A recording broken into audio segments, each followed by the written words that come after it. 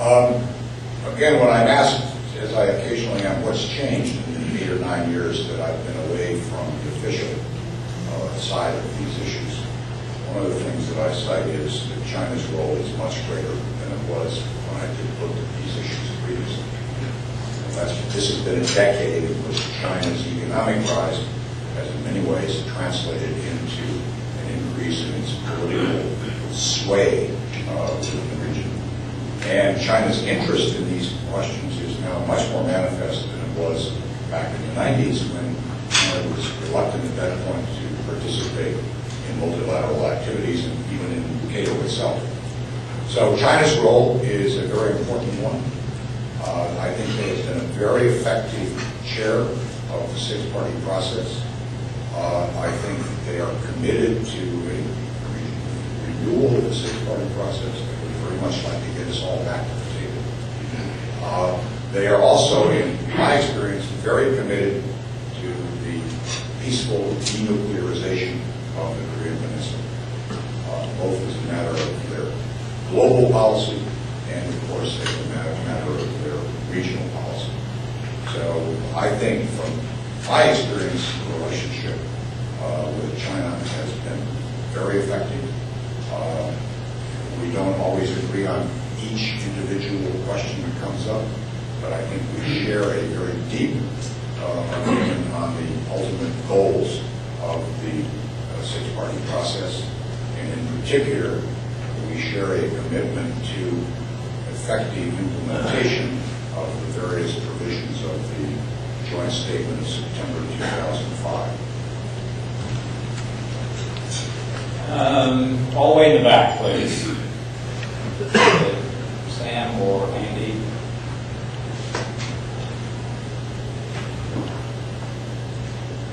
Thank you. Sam Kim from Voice of America. North Korea has demanded that sanctions should be removed before they come back to the six-party talk. What is your answer to that?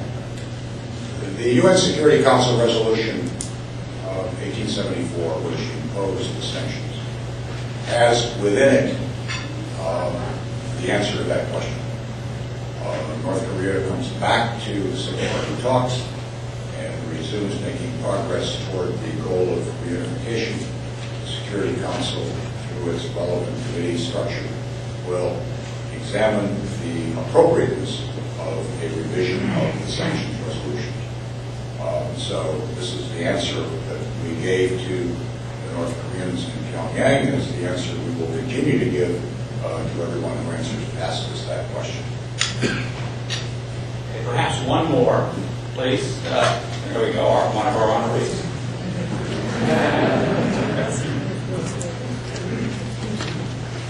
He's just not a pretty face. Ambassador, thank you. Ambassador, thank you for your insightful remarks.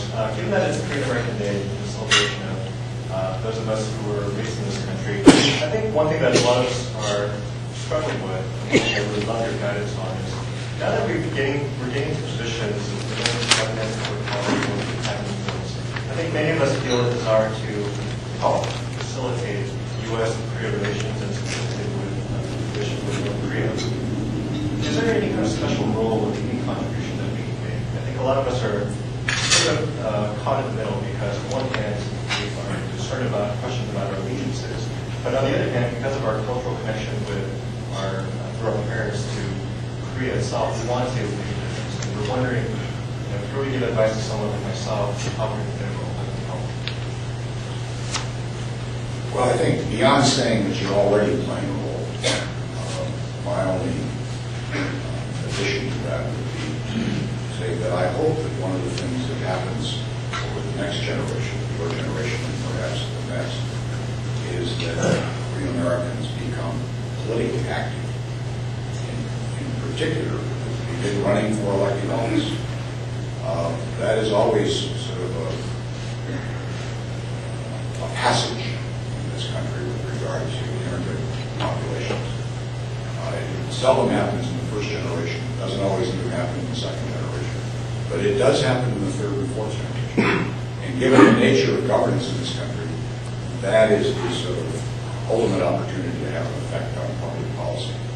And In the meantime, there are many Korean American organizations that are dedicated to the improvement of conditions in North Korea, that work actively on strengthening the ties between South Korea and the United States. And I think it's perfectly appropriate, in fact, a very good thing for people such as yourselves to be actively engaged in. So I understand the ambiguity sometimes operating from the position of somebody in an immigrant population. But this country, by and large,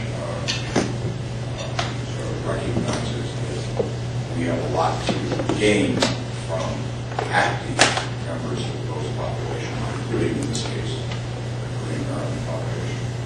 So, become an active citizen, pursue active citizenship in all dimensions. You're really already doing it in many respects because you now are in public service. But public service by itself is not necessarily, that doesn't define the limits of active citizenship. You've got to be a little careful with the hatch at it, but I don't think that's all that relevant anymore anyway. But simply to say that I think it needs active citizenship from everybody, not just from immigrant populations. And it's particularly appropriate to talk about in the case of first, second, third generation. So, Jack, again, thank you very much. Well, I'm going to break my rule and then let the National Assembly continue.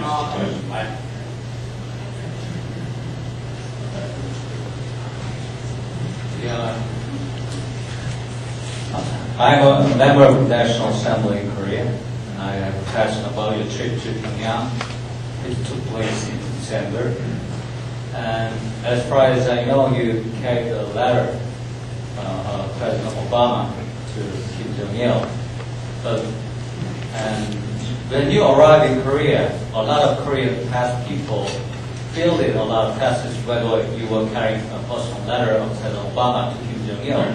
So you were very much reticent about that. And what is the content of also, what's the foremost reason for you to send President Obama's letter to Kim Jong-il? Don't you think that President Obama's letter enhanced Kim Jong-il's standing and authority in North Korea? Also, don't you think that that might send a wrong signal to other neighboring countries, such as South Korea and Japan, because this is the time for us to be stringent against North Korea? Well, first of all, let me say that none of the other members of the six-party process were at all surprised or taken off stride by the contents of this letter.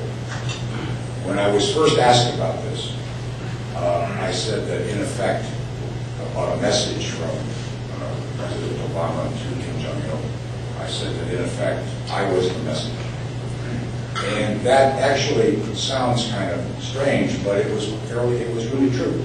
Because the letter said nothing that I was not saying personally and directly and publicly.